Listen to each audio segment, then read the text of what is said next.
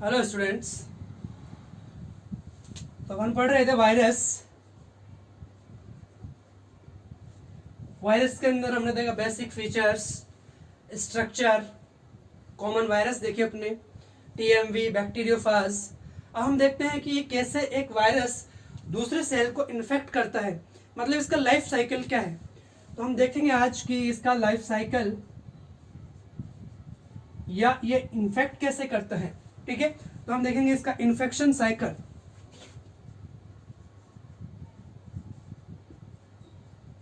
Infection cycle और इसके infection cycle में लाइफ साइकिल के अंदर कौन कौन सी स्टेजेस आती हैं। तो सबसे पहले अपन बात करते हैं एक बैक्टीरिया में, देखेंगे अपन इसका इन्फेक्शन। जैसे मान लो ये है अपना कोई बैक्टीरिया और बैक्टीरिया के अंदर ये है इसका जेनेटिक मटेरियल।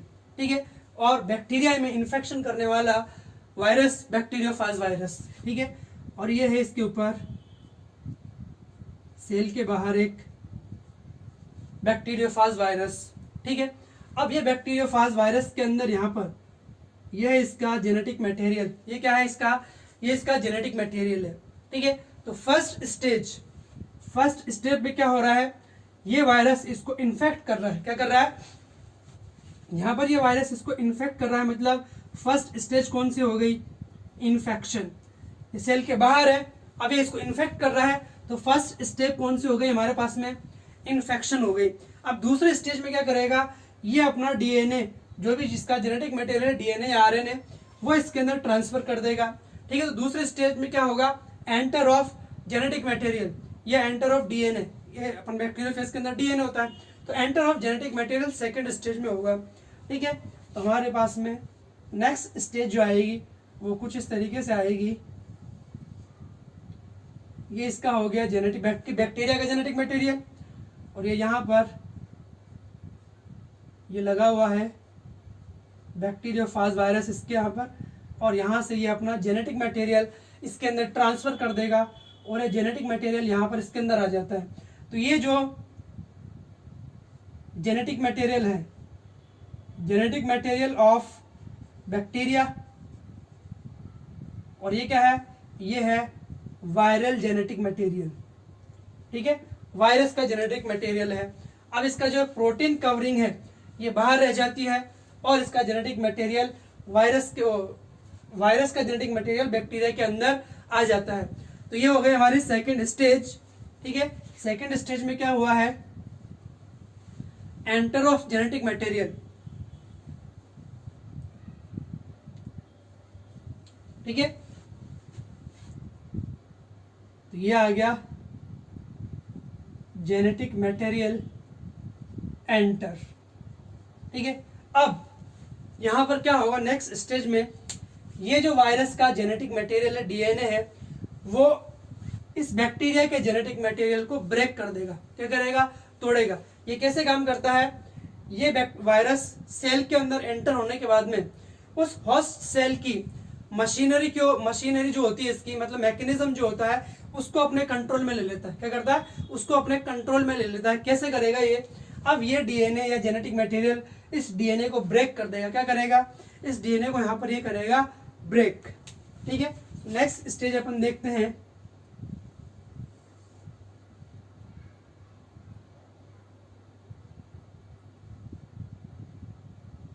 ये बैक्टीरिया का वो वायरस का डीएनए, और यहाँ पर ये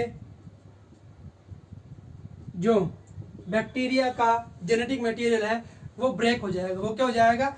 वो हो जाएगा ब्रेक। और बैक्टीरिया के जेनेटिक मटेरियल को या न्यूक्लियस जैसे स्ट्रक्चर को बोलते हैं न्यूक्लियोइड। तो ये न्यूक्लियोइड ब्रेक हो जाता है। क्या हो जाता है? ये हो जाता है ब्रेक, टूट जाता है। ये क्या हो जाता है? ये टूट जाता है। ठीक है, तो थर्ड स्टेप बोल सकते हैं अपन इसको।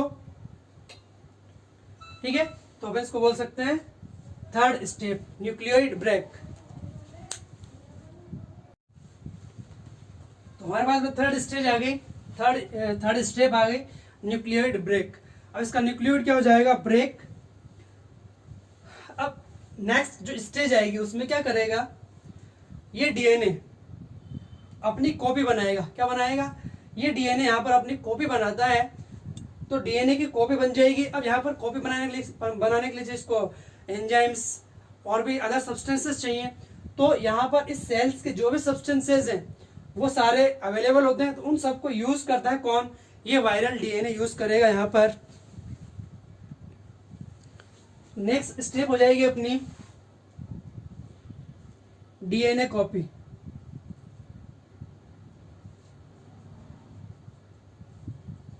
ठीक है, अब यहाँ पर जो वायरस का डीएनए है ये वाला, इसकी कॉपी बन जाएगी।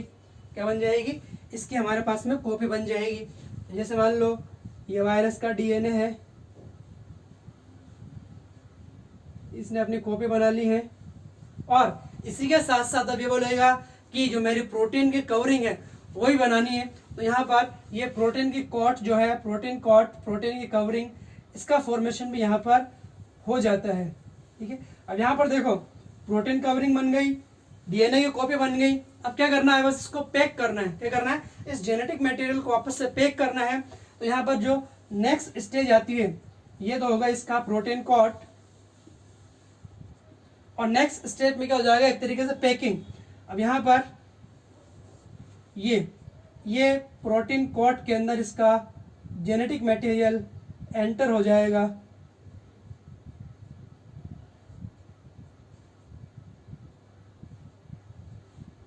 इस तरीके से यहाँ पर इस वायरस की अनेक हजारों लाखों कॉपीज बन जाती है। क्या बन जाती हैं? अनेक हजारों लाखों कॉपीज बन जाती हैं, तैयार हो जाती हैं बहुत सारी कॉपी। अब यहाँ पे क्या होगा? इस सेल का लाइसिस, ये जो सेल वॉल है ये क्या हो जाएगी? ये टूट जाएगी। तो इसका लाइसिस हो जाएगा। तो ये वायरसेस जो हैं इससे बाहर निकलने लग जाएंगे। क्या हो जाएंगे? ये वायरसेस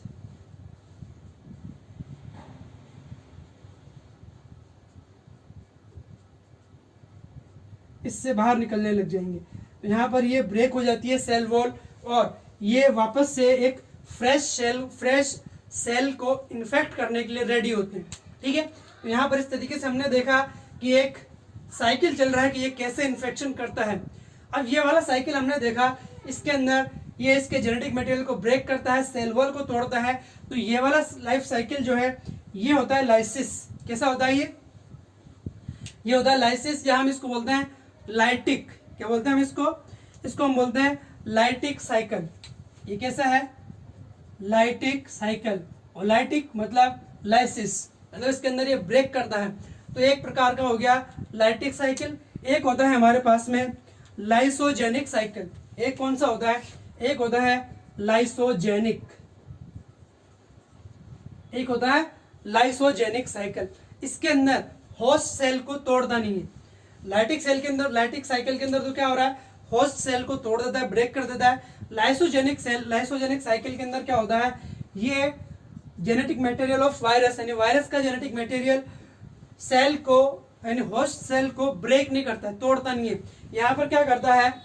ये सेल है और ये वायरस का डीएनए है या जेनेटिक मटेरियल है, ये बैक्टीरिया के जेनेटिक मटेरियल के साथ जुड़ जाता है। क्या होता है?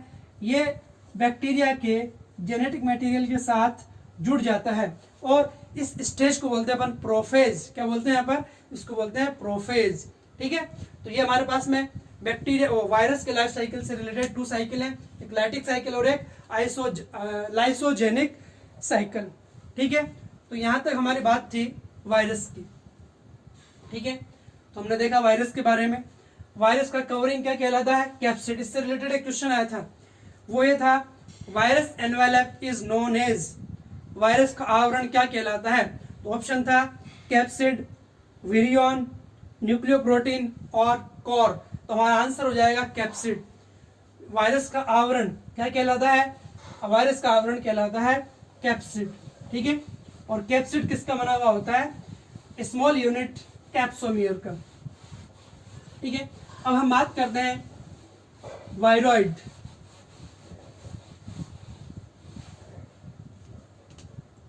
Viroids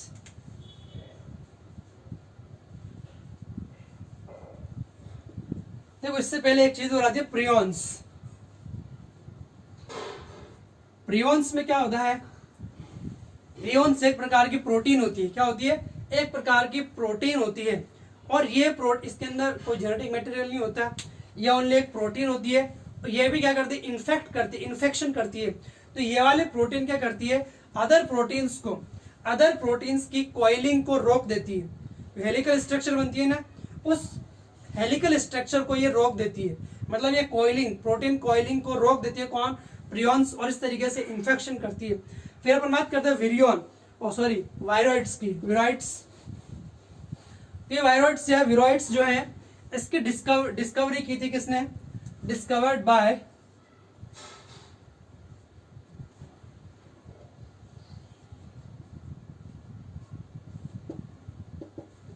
bye diner. इन्होंने इसकी डिस्कवरी की थी 1971 में।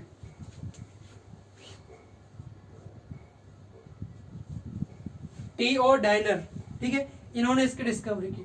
अब देखो ये होता क्या है, अभी हमने देखा एक प्रियॉन्स, उसके अंदर ओनली प्रोटीन्स होती है जो इन्फेक्शन करती है। अब ये है वायरॉइड्स। अब यहाँ पर क्या होता है, यहाँ पर ओनली जेनेटिक मटेरियल होता है, उसके चारों तरफ प्रोटीन कवरिंग एब्सेंट होती है। क्या होती है, प्रोटीन कवरिंग एब्सेंट होती है, ओनली जेनेटिक मटेरियल प्रेजेंट होता है, ठीक है। तो हमारे यहाँ पर क्या, हमारे पास में क्या है, ये क्या है, it is single stranded RNA. ये क्या है, ये ओनली एक सिंगल स्ट्रैंडेड आरएनए है, मतलब विदाउट प्रोटीन कोट।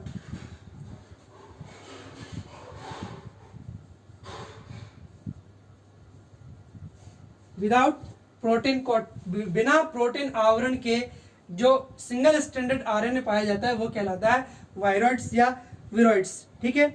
और ये क्या होता है, अब देखो वायरस के अंदर हमने क्या देखा कि वायरस के अंदर एक उसका जेनेटिक मटेरियल है, उसके चारों तरफ एक कवरिंग है। क्या है, एक कवरिंग है।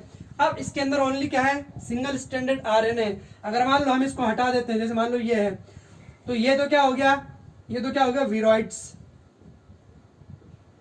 ये क्या हो गया, वायरस। तो हम देख के बता सकते हैं कि इन दोनों से स्मॉल कौन सा होगा, ये होगा। कौन होगा, ये छोटा होगा, क्योंकि चारों तरफ क्या है, एनवेलप नहीं है, आवरण नहीं है। तो ये क्या होता है, स्मॉलर देन वायरस, वायरस से छोटा होता है। ये क्या होता है, स्मॉलर देन वायरस, वायरस से छोटा होता है ये, ठीक है। इसके बारे में अपन देखते हैं, एक पोटैटो के अंदर इन्फेक्शन करता है ये पोटैटो है, और पोटैटो के अंदर डिजीज है PSTD, potato spindle tuber disease, potato spindle tuber disease, ठीक है। तो हमारे पास में ये है। तो इसका जेनेटिक मटेरियल जो है वो, ये जो सिंगल स्ट्रैंडेड आरएनए है, इसका मॉलिक्यूलर वेट कैसा होता है, लो, मॉलिक्यूलर वेट कम होता है इसका, ठीक है। दूसरा हमने देखा अभी, smaller than virus,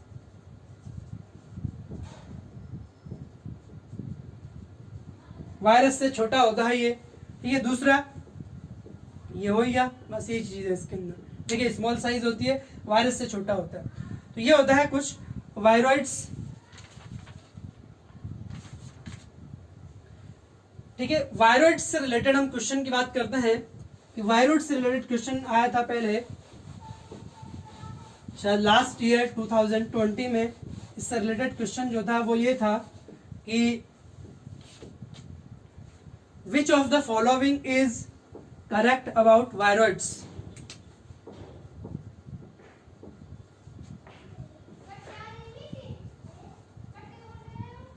Which of the following is correct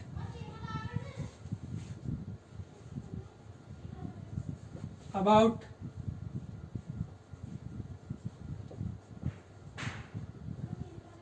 viroids?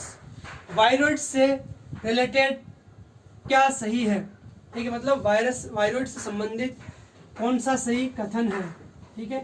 ये था लास्ट ईयर 2020, ठीक है, 2020 में था ये क्वेश्चन। और इसमें ऑप्शन है हमारे पास में, they have RNA with protein coat, they have RNA with protein coat, ठीक है।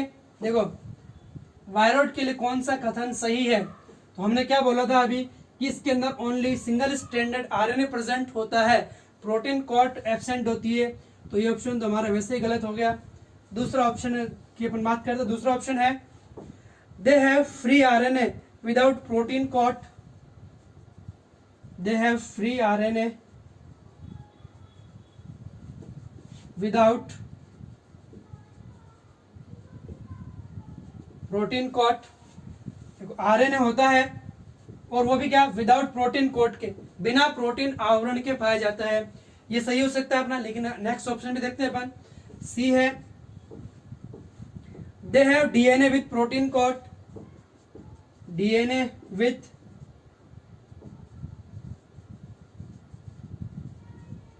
प्रोटीन कोट, डीएनए होता ही नहीं है, आरएनए होता तो गलत।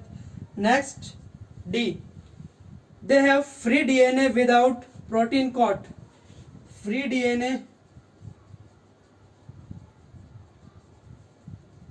Without protein coat. तो ये ऑप्शन भी गलत है। हमारा आंसर हो जाएगा free RNA without protein coat. मतलब एक फ्री आरएनए पाया जाता है जिसके चारों तरफ कोई प्रोटीन कोट नहीं पाया जाता है। तो वायरोइड्स के अंदर खाली सिंगल स्ट्रैंडेड आरएनए होते हैं ये, ठीक है, और प्रोटीन कोट एब्सेंट होता है यहाँ पर, ठीक है। तो ये क्वेश्चन इस तरीके से वायरोइड से रिलेटेड आ सकते हैं। नेक्स्ट जो हमारा टॉपिक है वो है लाइकेन।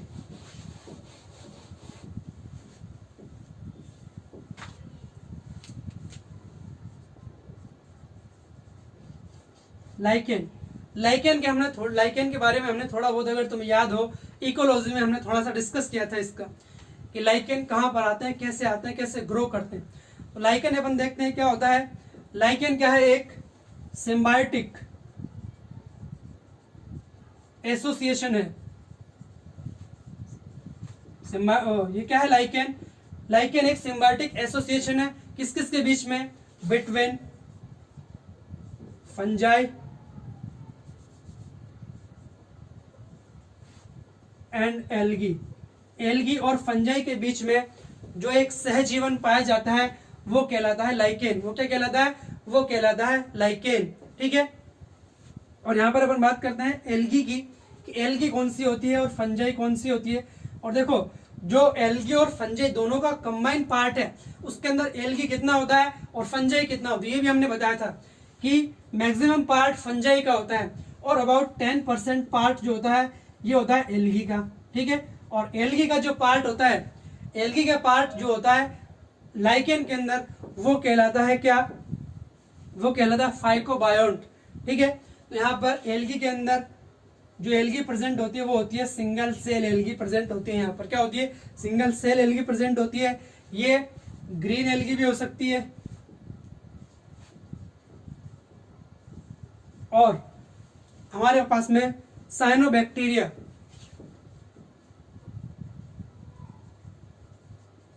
भी प्रेजेंट हो सकती है। और जो एल्गी का पार्ट होता है वो क्या कहलाता है, ये कहलाता है फाइकोबायोन्ट कहलाता है। ये कहलाता है, ये कहलाता है फाइकोबायोन्ट, ठीक है, फाइकोबायोन्ट। और एल्गी क्या काम करती है, ये काम करती है फोटोसिंथेसिस का, फोटोसिंथेसिस मतलब फूड फॉर्मेशन का, ठीक है। दूसरा अपन बात करते हैं किसका, फंजाई 90% पार्ट बनाती है लाइकेन का, ठीक है। और ये तो मल्टी सेलुलर होता ही है। और यहाँ पर इसका कौन सा ग्रुप होता है, मेनली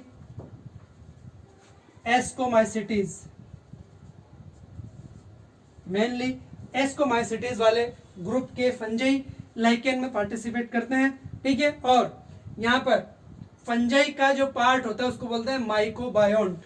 वो क्या कहलाएगा, लाइकेन के अंदर फंजाई वाला पार्ट क्या कहलाता है, माइकोबायोन्ट कहलाता है।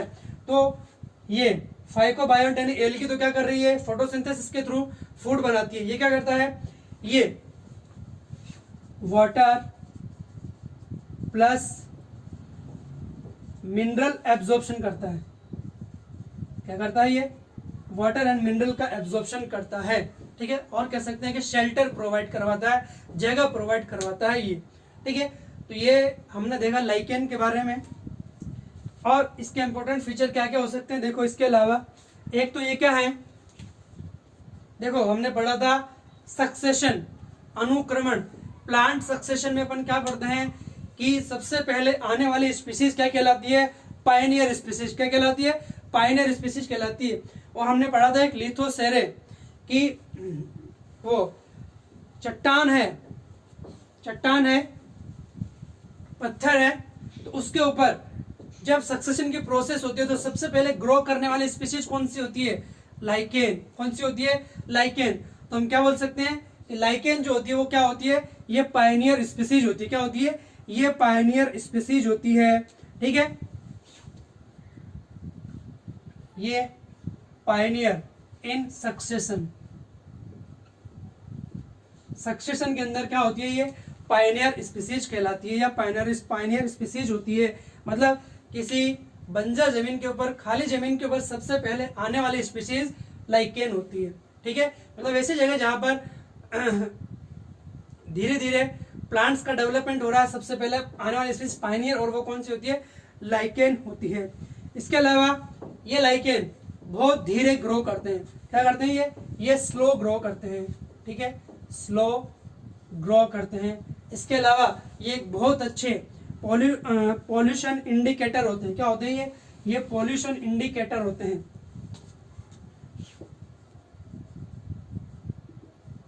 पॉल्यूशन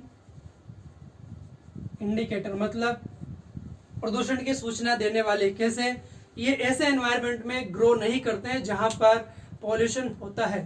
ठीक है, तो मतलब जहां जिस एनवायरनमेंट में ये लाइकेन खत्म हो जाती है, डिस्ट्रॉय हो जाती है, वहां पर मान लो क्या है, पॉल्यूशन है। वहां पर क्या है, वहां पर पॉल्यूशन है। तो डू नॉट ग्रो वेयर जहां पर पॉल्यूशन होता है। ठीक है, तो हमने देखा किसके बारे में, लाइकेन के बारे में हमने देखा। और एक और इसका इंपॉर्टेंट फंक्शन है कि लिटमस भी इससे प्राप्त किया जाता है। लिटमस भी बनाने में, लिटमस भी प्राप्त किया जाता है लाइकेन से। ठीक है, तो एक और हम छोटा सा टॉपिक देखते हैं माइकोराइजा। ये भी हमने पढ़ा था, माइकोराइजा भी।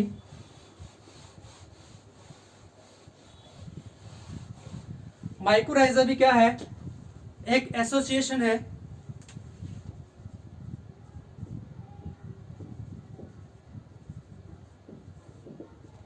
माइकोराइजा भी क्या है, एक एसोसिएशन है।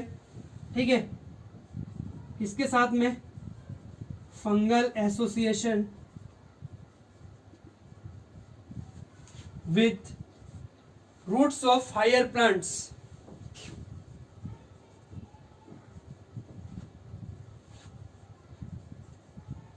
roots of higher plants। ठीक है, तो हायर प्लांट्स की रूट्स के साथ में फंगस यानी फंजाई जो होती है वो एसोसिएशन करती है, और ये एसोसिएशन कहलाता है माइकोराइजा। ये क्या कहलाता है, ये कहलाता है माइकोराइजा। ठीक है, अब यहां पर जो हायर प्लांट्स में अपन बात करते हैं, कौन आता है, जिम्नोस्पर्म,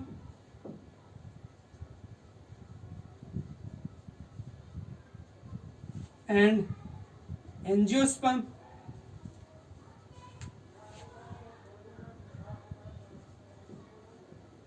तो ये दोनों जिम्नोस्पर्म एंड एंजियोस्पर्म दोनों ही फंजाई के साथ में एसोसिएशन शो करते हैं। ठीक है, तो यहाँ पर देखो जिम्नोस्पर्म में अपन बात करें तो पाइनस, और एंजियोस्पर्म्स में आते हैं ऑर्किड्स या ऑर्चिड्स भी बोलते हैं, ऑर्किड्स या ऑर्चिड्स। ठीक है, ये मोनोकोट है। तो यहाँ पर इस तरीके से माइकोराइजा के अंदर फंजाई और रूट का एसोसिएशन पाया जाता है। यहाँ पर क्या होता है, ये फंजाई क्या करता है, इन रूट्स को मिनरल्स एंड वाटर एब्जॉर्ब करने में हेल्प करता है, और बदले में क्या प्राप्त करता है, ये इनसे न्यूट्रिशन, फूड एब्जॉर्ब करता है। ये इनको वाटर एंड मिनरल एब्जॉर्ब करके देता है, और इनसे बदले में ये फूड एब्जॉर्ब करता है। तो ये पाया जाता है एसोसिएशन फंगस और रूट्स के बीच में, ये कहलाता है माइकोराइजा। ठीक है, नेक्स्ट अपन बात करते हैं अब ये हमारे यहाँ तक कंप्लीट हो गया मोनेरा प्रोटिस्टा फंजाई, और इसके अलावा वायरस, लाइकेन, वायरॉइड्स, ये भी हमने देखा। अब हमारे जो 2 इम्पोर्टेंट किंगडम है वो एक किंगडम प्लांटी और एक है किंगडम एनिमेलिया।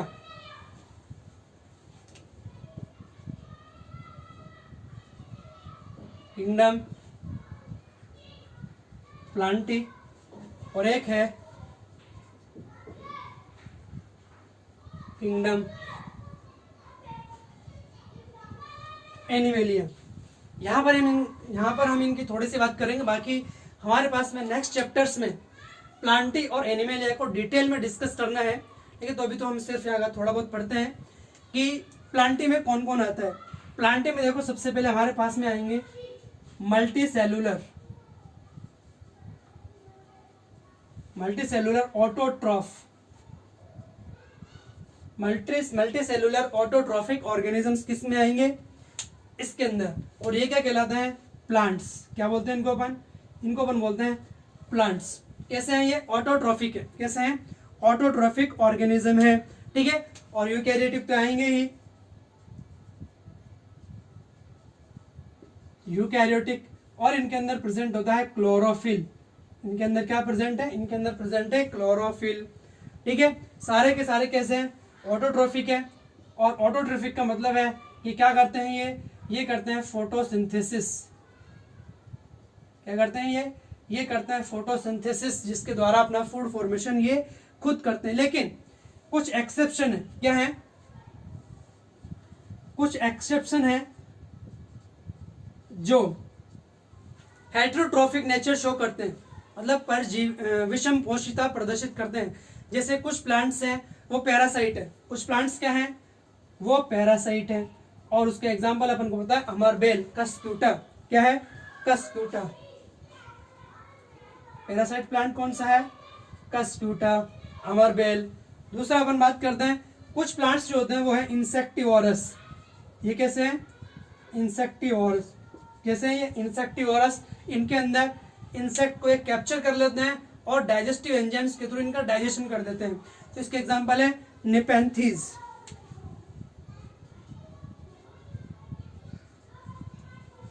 नेपेंथीज। ठीक है, नेपेंथीज, एट्रिकुलेरिया, ड्रोसेरा, इस टाइप के प्लांट्स जो हैं वो हैं इंसेक्टिवोर्स। ठीक है, मोस्टली कैसे होते हैं, फोटोसिंथेटिक ऑटोट्रॉफिक प्लांट्स होती हैं। ठीक है, और अपन बात करें इसके अंदर कौन कौन से ग्रुप्स आते हैं, और ग्रुप्स के अंदर देखते हैं अपन, ग्रुप्स में आता है एल्गी, और एल्गी को यहाँ पर बोलते हैं थैलोफाइटा। ठीक है, तो इसके अंदर क्या क्या आता है, इसके अंदर अपन पढ़ेंगे एल्गी, ब्रायोफाइट्स यानी ब्रायोफाइटा, टेरिडोफाइट्स, टेरिडोफाइटा। ठीक है, gymnosperm and angiosperms, gymnosperms and angiosperms. ठीक है, अब हम बात करें इनकी सेल के अंदर इनकी सेल वॉल इनकी बनी हुई होती है सेलुलोज एंड पैक्टिन की, सेलुलोज एंड पैक्टिन की बनी हुई सेल वॉल प्रेजेंट होती है। बाकी सेल स्ट्रक्चर अपन जो है वो सेल वाला चैप्टर उसके अंदर पढ़ते हैं डिटेल में। ठीक है, तो ये तो था किंगडम प्लांटी के बारे में। अब अपन बात करते हैं किंगडम एनिमेलिया। तो जैसे इसके अंदर ऑटोट्रॉफिक एनिमल्स आते हैं, ऑर्गेनिजम्स आते हैं, इसके अंदर आएंगे हेटेरोट्रॉफिक एनिमल्स। क्या आएंगे, हेटेरोट्रॉफिक एनिमल्स। तो इसके मेंबर्स जो हैं वो कैसे हैं, हेटेरोट्रॉफिक एनिमल्स। मल्टीसेलुलर तो होंगे ही, हेटेरोट्रॉफिक मल्टीसेलुलर ऑर्गेनिज्म आते हैं इसके अंदर। ठीक है, और कैसा है इनका भी ऑर्गेनाइजेशन, यूकैरियोटिक। ये भी कैसे होंगे, ये भी होंगे यूकैरियोटिक। ठीक है, यूकैरियोटिक होते हैं ये भी। ठीक है, सेल की अपन बात करें तो इनके अंदर सेल वॉल है वो एब्सेंट होती है। वो क्या होती है, सेल वॉल एब्सेंट होती है इनके पास में। ठीक है, और ये जो एनिमलिया है ये डायरेक्टली या इनडायरेक्टली फूड रिक्वायरमेंट के लिए प्लांट्स के ऊपर डिपेंड करते हैं। किसके ऊपर डिपेंडेबल है, प्लांट्स के ऊपर डिपेंड करते हैं ये, ठीक है। मोड ऑफ न्यूट्रिशन, न्यूट्रिशन का मोड ऑफ न्यूट्रिशन होता है इनके अंदर होलोजोइक। कैसा होता है? होलोजोइक। होलोजोइक का मतलब होता है फूड को इंजेस्ट करते हैं, मतलब इंजेशन होगा और उसका डाइजेशन होगा, ठीक है। तो इंजेस्ट ऑफ फूड और उसके बाद में उसका डाइजेशन होगा इनके पास में, ठीक है। तो mode of nutrition holozoic type का होता है। नेक्स्ट होता है इनके में स्टोरेज, फूड स्टोरेज। प्लांट्स में तो होता है स्टार्च के फॉर्म में, एनिमल्स में होगा ग्लाइकोजन एंड फैट। एक्स्ट्रा जो फूड है उसका स्टोरेज वो ग्लाइकोजन और फैट की फॉर्म में भी हो सकता है, ठीक है। और इनके अंदर क्या है, एनिमल्स के अंदर एक डेफिनेट शेप एंड साइज पाई जाती है, ग्रोथ पैटर्न होता है एक, ठीक है। और हायर प्लांट्स के अंदर एक वेल डेवलप्ड सेंसरी सिस्टम पाया जाता है, नर्वस सिस्टम पाया जाता है। तो यहाँ तक अपन ने बात की अपना सेकंड चैप्टर बायोलॉजिकल क्लासिफिकेशन, जिसके अंदर अपन ने Monera, protista, fungi, virus, lichen और थोड़ा बहुत प्लांटी और एनिमलिया के बारे में हमने पढ़ा। नेक्स्ट क्लासेस में हम देखेंगे कि किंगडम प्लांटी और किंगडम एनिमलिया में हम डिटेल में इसको डिस्कस करेंगे। आज के लिए हम यहीं तक, थैंक यू।